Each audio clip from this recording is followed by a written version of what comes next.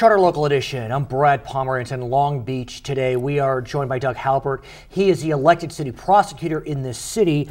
And I want to get a sense from you about how Prop 47 has changed your workload. Of course, Prop 47 was the initiative passed last year, which reclassified certain offenses from felonies to misdemeanors. And your office handles misdemeanors. That's correct. It affects theft cases and it affects drug cases. So drug possession now is a straight misdemeanor, can never be a felony.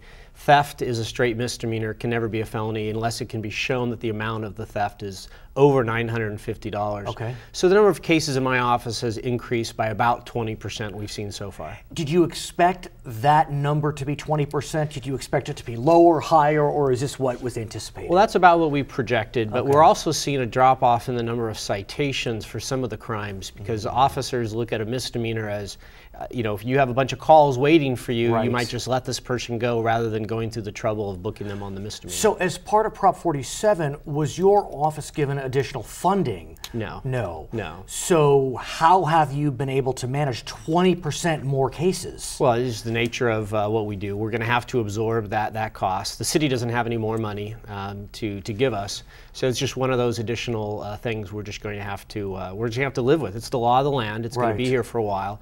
You know, we have to adapt, and prosecutors in general, I think, have to adapt to this new sea change in the way people view crime. So are you saying with these increased number of misdemeanor cases, are they going to trial more than the felonies would? Are they pleading out more? Have you been able to analyze those statistics? In general, felonies are more likely to go to trial because there's more at stake. Someone's looking at years in state prison versus a misdemeanor where it's typically probation and maybe a short time in jail. So we don't see more trials. That's one of the anticipated savings as a result of Prop 47 is you will have drug cases that would have maybe gone to trial or more likely to be pled out as misdemeanors, or they just don't show up in court. We've seen a 45% increase in failures to appear after Prop 47 because people are getting cited in the field for things like possession of heroin, possession of cocaine, and you know They don't have a calendar. They don't have a calendar. They don't have a calendar. They're not showing up at court. Right. And so in between the time they're cited and the time they're supposed to be in court, we don't know what they're doing. Before Prop 47, they would have been in custody waiting for their court case.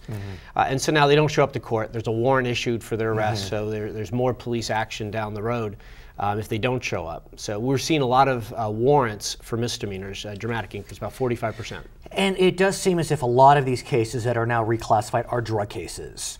And as I understand it, part of the maneuvers used by prosecutors, either DAs or city attorneys, would be to say to an individual, look, I could prosecute this case as a felony or as a misdemeanor under the law. If you agree to go to drug court, a drug program, we'll make it a misdemeanor. Are you able to use the drug court carrot? No, drug courts dropped 50% since Prop 47. So you're having fewer people go into drug court. Whether it's a misdemeanor or a felony, you have the option. You always have the option of going into treatment. Okay. And the case gets dismissed. You're talking about lowering a felony to a misdemeanor. You get the case dismissed altogether. So it's the best possibility. But whether it's a felony or misdemeanor, you avail them, give them the opportunity to go to drug court. If they choose not to, then you have the traditional criminal sanctions. In the case of a person facing a felony, the traditional criminal sanction is state prison. It's significant time, a minimum of 16 months. With misdemeanors, you're looking at a very short period of time in county jail. So you're seeing people opt for county jail rather than drug treatment because it's just easier to take the plea and be done with it. Jail? I mean, you know, maybe I'm Pollyanna. I've never been to jail. You know. Well, for some people, they're going to take it no matter what, whether it's a misdemeanor or felony, they're going to say, I need treatment, I need to recover, I want this option. They're going to take it regardless of what they're facing. But for some people, it's a factor. They say, I can get out of a felony charge if I go to drug treatment, they'll do it. But if it's just a misdemeanor charge, I'm not going to bother with it because it's just a little bit more time in jail, especially if they've been in jail multiple times. I guess, maybe I'm just naive, but if you have a chance to avoid, because with misdemeanors you can get a year, or I guess 364 days, is that right? But generally, for most misdemeanors, the time in jail, unless you have a serious record, is going to be 90 days or less. 90 days in LA County is essentially book and release. But you're not spending any time 90 days or less. But is it book and release? Because what we have heard is, as a result of Prop 47, fewer people, like you said, are being charged, and so there's more space. Yeah, or is that accurate? No, that is true. There's more space in the county jail, but they're still only spending a very small fraction. Over 90 days, we're seeing a larger fraction. So someone that gets a 180-day sentence, 120-day sentence, they're actually going to spend more time in jail. But for 90 days, we're seeing a very, very quick turnaround. And sometimes they're home before the prosecutor and the defense attorney get home. I want to talk about crime trends.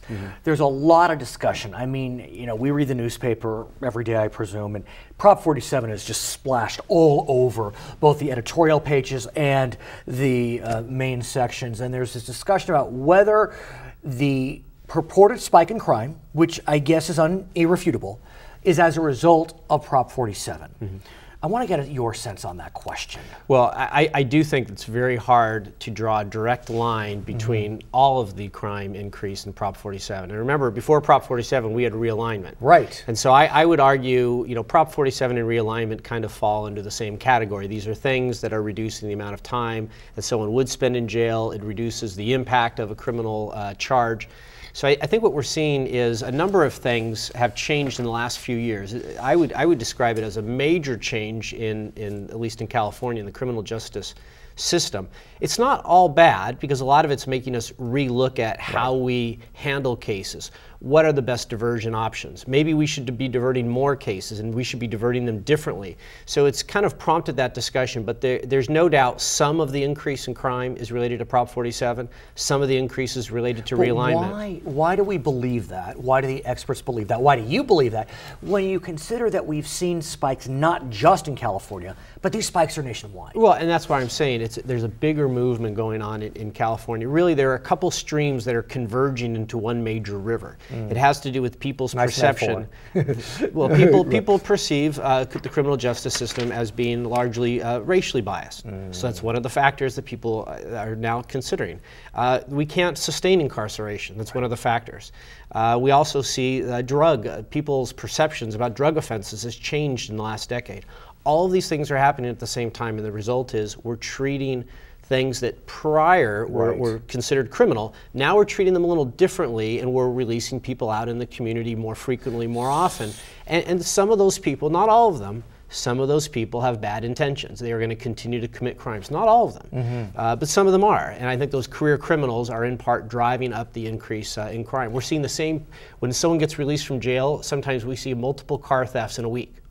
And police believe it's attributed to one person, a one-person crime spree.